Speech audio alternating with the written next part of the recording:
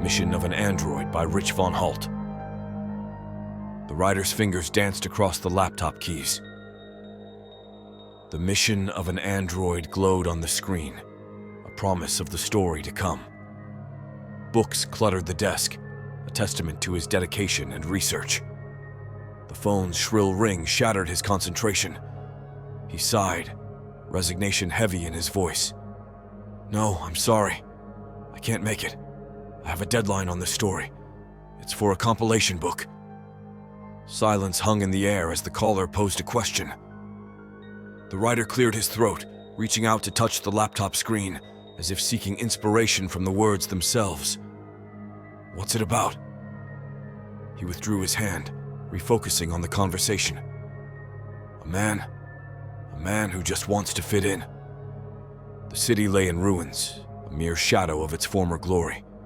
Dust and debris littered the streets, the remnants of a war that had ravaged the nation.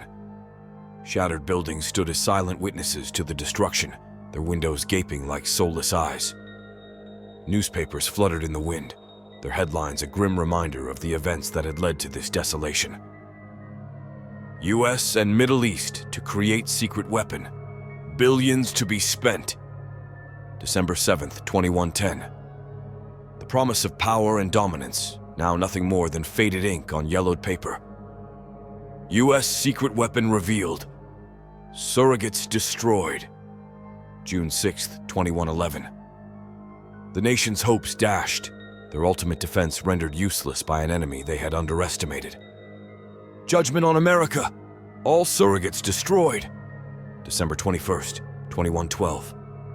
The final blow, a crippling defeat that left the country reeling. America must rebuild. April 29th, 2113. A rallying cry, a desperate plea for unity in the face of overwhelming adversity. The year 2117, a mere 4 years after the last headline, found America still struggling to recover. A tattered newspaper lay in the mud, its headline a bitter reminder of their failure. America destroyed. The caption beneath it drove the point home. U.S. secret weapon failed. October 6th, 2117. A gust of wind caught the newspaper, sending it skittering across the deserted street, a ghostly messenger bearing tidings of a nation's fall from grace. In this bleak landscape, a story was about to unfold. The tale of an android searching for acceptance in a world that had all but given up hope. A line of people snaked before the windowless building, their faces etched with weariness and desperation. The homeless shelter loomed ahead, a beacon of hope in a world ravaged by war and destruction. Inside the cafeteria, Reddick stood in line, his body swathed in layers of clothing. His eyes darted back and forth, a constant state of vigilance. A sharp pain lanced through his hand, and he grasped it tightly, his jaw clenching. Sophie, a 25-year-old volunteer, ladled mashed potatoes onto the trays of the shelter's patrons. Strands of hair escaped her ponytail, framing her face. As Reddick approached, she met his gaze, a flicker of curiosity in her eyes. "Some potatoes?" she asked, her voice warm and inviting. Reddick held out his tray and nodded, a silent acceptance of her offering. At a nearby table, Reddick pushed his fork through the unappetizing food, his eyes scanning the room. Sophie walked past, untying her apron, and his gaze lingered on her retreating form. He quickly turned back to his meal, a hint of sheepishness in his expression. Outside the shelter, Sophie leaned against the wall, a cigarette dangling from her lips. Reddick emerged and strode past her, his steps purposeful. "How was it?" Sophie called out, her voice cutting through the silence. Reddick spun around, his eyes wide with surprise. "You know, the mashed potatoes?" Sophie clarified, a smile playing at the corners of her mouth. Reddick nodded, a brief smile flickering across his face before he turned to leave. "Do you want a cigarette?" Sophie offered, taking a drag from her own. "They used to say these were bad for you, but who cares now, right? I'm Sophie, by the way." She extended her hand, and Reddick hesitated before reaching out to shake it. Sophie's grip was firm, and Reddick yanked his hand away, examining it before shoving it into his pocket. "Reddick," he mumbled, his voice low and gruff. "Where do you go at night?" Sophie asked, her curiosity piqued.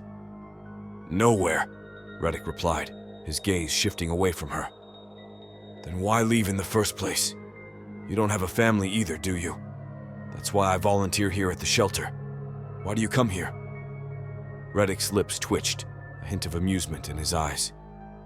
"I like the mashed potatoes." Sophie grinned, her face lighting up. "I have an extra cot on the second floor if you want to stay. I mean, it's not comfortable or anything, but..." Reddick's expression shuddered, and he took a step back. "I'm sorry. I have to go." "I see," Sophie said, her smile fading. "I should get back too." "Goodbye," Reddick murmured, turning to leave.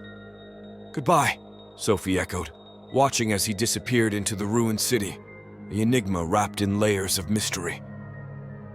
Reddick trudged through the rubble and debris of the forgotten city, the setting sun casting an eerie glow on the desolate landscape. His footsteps echoed in the silence, a lonely sound in a world devoid of life. As night descended, Reddick reached his apartment, his fingers fumbling in his pockets for the keys. The lock clicked, and he pushed the door open, the hinges creaking in protest. He stood in the doorway, his silhouette backlit by the dim light of the hallway. Suddenly, his eyes flared a brilliant green, and his body began to glow, a steady, pulsing light that illuminated the room. Reddick shrugged off his hooded sweatshirt, revealing the intricate circuitry that snaked up his ribcage and into his neck. He turned, exposing the motherboard imprinted on his back, a testament to his true nature. In the days that followed, Reddick immersed himself in his work. He sketched electronic equipment with a deft hand, his fingers flying across the paper as he brought his designs to life. He manipulated iron and metals with a skill that belied his years, shaping them into the components he needed. As the night sky blanketed the city, Reddick threw open his apartment window, the cool breeze caressing his face. His body pulsed with a deep green light, a beacon in the darkness. He gazed up at the stars, his mind churning with thoughts and emotions he could not quite comprehend.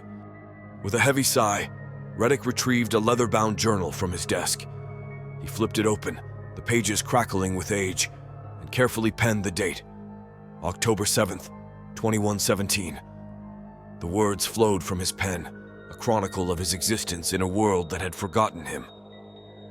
In the solitude of his apartment, Reddick grappled with the weight of his identity, the circuitry that defined him, and the yearning for a connection he could not quite fathom. He was a being caught between two worlds, a man and a machine, struggling to find his place in a society that had crumbled around him. In the cafeteria of the homeless shelter, Reddick focused on his meal, his fork scraping against the plate. Sophie's sly glances swept over him as she wiped the table before him. Their eyes met briefly, and she flashed a smile, prompting Reddick to avert his gaze. He rose, dumping his uneaten food into the trash. Sophie materialized beside him, her voice cutting through his thoughts. "Hi. I was going to take a walk outside. Do you want to join me?" Reddick's eyes drifted to the window, the setting sun painting the sky in hues of orange and pink. "I shouldn't," he mumbled, his voice heavy with reluctance. "Come on." Sophie's hand grasped his, the unexpected contact sending a jolt through his body. He stared at her, transfixed, as her fingers tightened around his. With a gentle tug, she led him outside into the fading light. The park stretched before them, a haven of tranquility amidst the ruins of the city. As they walked, Sophie's voice pierced the silence. "Do you ever think of what it would be like if this war never happened? Or to have been born in another time, as a different person? Can you imagine how it would feel to be alive?" Reddick's steps faltered, his mind grappling with the weight of her questions. "I'm trying to," he admitted, his voice barely above a whisper. Sophie's gaze grew distant, her words tinged with sorrow. "I had an argument with my mom. I stormed out. The day before Judgment was the last time I saw her." "I'm sorry," Reddick murmured, his heart aching for her loss. Did you ever lose anyone close to you? Sophie asked, her eyes searching his face. Reddick swallowed hard, the memories threatening to overwhelm him. Everyone I know, he confessed, his voice cracking under the strain. Sophie turned to face him, her hand reaching up to caress the side of his face. Time seemed to still as she waited, her eyes locked on his, an unspoken invitation hanging in the air between them. Reddick's arms encircled her, but his gaze drifted to the sun, its last rays dipping below the horizon. Panic gripped him, and he stumbled back, his words tumbling out in a rush. "I have to go. I'm sorry." He spun on his heel, his feet carrying him away from her, away from the connection he so desperately craved. Sophie's voice echoed behind him, confusion and hurt lacing her tone. "Where are you going?" But Reddick didn't answer, his form disappearing into the gathering darkness, leaving Sophie alone in the park, 1,000 unspoken questions hanging in the air. Sophie scampered outside Reddick's apartment, her heart pounding in her chest. With trembling hands, she grasped the doorknob, easing the door open to peer inside. The apartment appeared empty, the silence broken only by the sound of her own ragged breathing. She crept inside, her footsteps muffled by the worn carpet. Suddenly, a noise erupted from another room, the sound of something crashing to the floor. Sophie darted into the closet, her body pressed against the wall as she tried to steady her racing pulse. Reddick entered the apartment, his body emitting an eerie green glow. His eyes narrowed as he noticed the front door ajar, suspicion etched on his face. From her hiding place, Sophie watched in horror as Reddick's robotic form moved through the apartment. A scream tore from her throat, and Reddick's head snapped towards the closet. In an instant, he yanked the door open, his hand clamping over her mouth to stifle her cries. Sophie thrashed against his grip, panic surging through her veins. Reddick's eyes flashed green, and slowly, he removed his hand from her mouth. The screams died in her throat as she stared at him, her eyes wide with fear. "What are you? Some kind of monster?" she whispered, her voice trembling. Reddick pulled a chair forward, gesturing for her to sit. "I'm an android," he said, his voice steady and calm. What?" Sophie stammered, her mind reeling. "Reddick android number 2.1.0.3, 8.4, first generation. We were a secret weapon designed by the US intelligence to fight in the war. The only problem was some of us developed feelings, and those feelings were anti-war. I escaped. I came back home a deserter, and the last of my kind, hiding from my own government, hiding from those whom I used to fight for." Sophie's eyes widened as the realization dawned on her. "So this is why you disappear every night?" Reddick nodded. "Our bodies glow in the night sky, a feature making maintenance easier." "What do you do here?" Sophie asked, her curiosity overriding her fear. "I'm trying to live like a normal person," Reddick replied, his voice tinged with sadness. "Does anybody else know about you?" "No, nobody." Sophie swallowed hard, her mind racing. "And what if they find you?" "Destroyed with the rest of them," Reddick said, his voice heavy with the weight of his words. "The others, they were like you?" Reddick nodded. "There were 3 generations of androids, each level with more optimum features. Second generations have super speed. Third generation, known as Conrax, can alter brain circuitry." Sophie's brow furrowed. "Could they feel like you?" "Some could, but they're all dead now," Reddick replied, his voice tinged with grief. Sophie stood still, her back pressed against the wall as she inched towards the door. "So now what? I found you. I know your secret. Are you going to kill me?"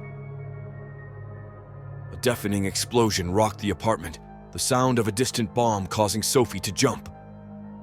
Reddick's mind flashed back to the war, the memories assaulting him like a physical blow.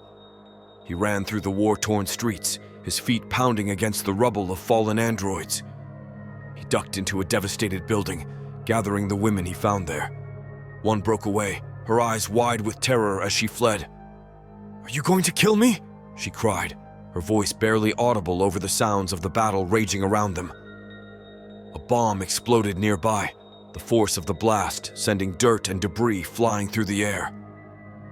Reddick grabbed the woman's hand, his voice urgent. "Follow me." He led her through the battlegrounds, dodging gunfire and explosions as they moved from cover to cover. Another bomb detonated, throwing them to the ground. Reddick scrambled to his feet, his eyes searching for the woman.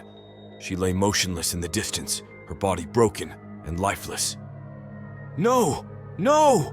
Reddick cried, his voice raw with anguish.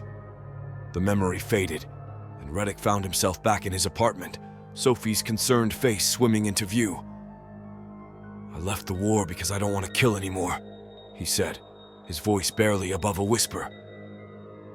Sophie stepped towards him, her hand reaching out to touch his arm.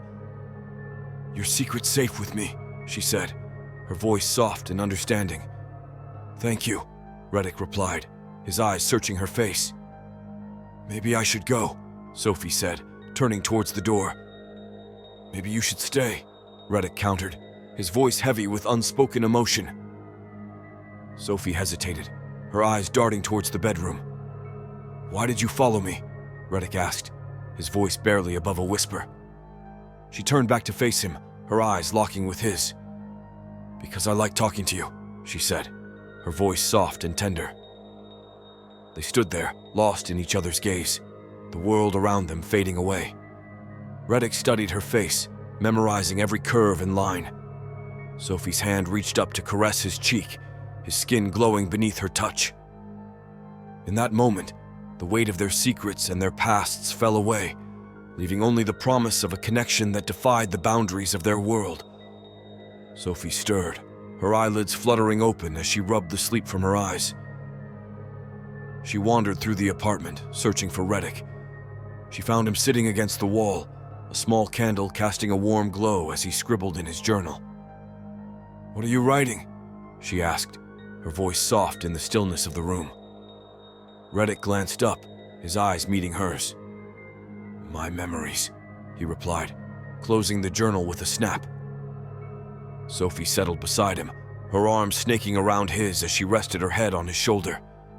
The warmth of her body seeped into his, a comforting presence in the solitude of his thoughts. The sun glared down on them as they approached the homeless shelter, its rays harsh and unforgiving. Sophie grinned, her voice teasing. "Home, sweet home. Do you want anything special for breakfast?" "Mashed potatoes," Reddick deadpanned, his face betraying no emotion. Sophie's laughter rang out, a musical sound that brought a smile to his lips. "Very funny," she said, her eyes sparkling with mirth.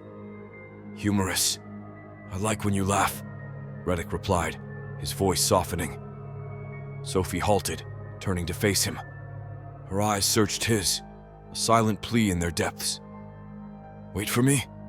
Until sundown and we can leave together." Reddick nodded, a promise unspoken but understood. In the cafeteria, Reddick savored the taste of mashed potatoes, his eyes seeking out Sophie. She smiled at him, a secret shared between them. He lifted a spoonful of the creamy mash, a gesture meant for her alone. Suddenly his hand trembled, the spoon clattering to the table. He tucked his hand beneath the table, his skin crawling as circuitry sprawled across his forehead. His gaze darted up, locking onto the imposing figure of Conrack, who stood in line, his eyes gleaming with malice. Conrack shoved the table aside, lunging at Reddick with a snarl. Sophie's head snapped up at the commotion, her eyes widening in horror. Reddick stumbled out of the shelter, his chest heaving as he clutched at his heart. He crumpled to his knees, circuits erupting above his right eye in a burst of flames. He shielded his face, his skin searing with pain. He lurched forward, seeking refuge behind an old El Camino, its paint peeling and rusted. His breath came in ragged gasps as he pressed his back against the cold metal. Conrack stalked towards the car, his footsteps measured and deliberate. The door slammed and Sophie's voice rang out, a desperate cry. "Reddick! No!" Conrack's head swiveled toward Sophie, a cruel smile twisting his features. He turned back to Reddick, his eyes glinting with malevolent glee. The microchip nestled between Reddick's thumb and forefinger pulsed with a feverish intensity. He curled his fingers into a tight fist, his knuckles whitening with the force of his grip. In the dimly lit room, the writer's hand mirrored Reddick's, clenched tight before unfurling slowly. The laptop screen glowed, the words, "To be continued," stark against the white background. The writer's eyes flashed green, his skin pulsating with an otherworldly energy. The story had taken on a life of its own, the character's fates intertwined with his own in a dance of creation and destruction. The battle had only just begun, and the writer knew that the path ahead would be fraught with danger and sacrifice. But in that moment, as the words flowed from his fingertips, he felt a sense of purpose, a calling that transcended the boundaries of his own existence. He was the creator, the puppet master, and the story was his to shape. And shape it he would, until the very end.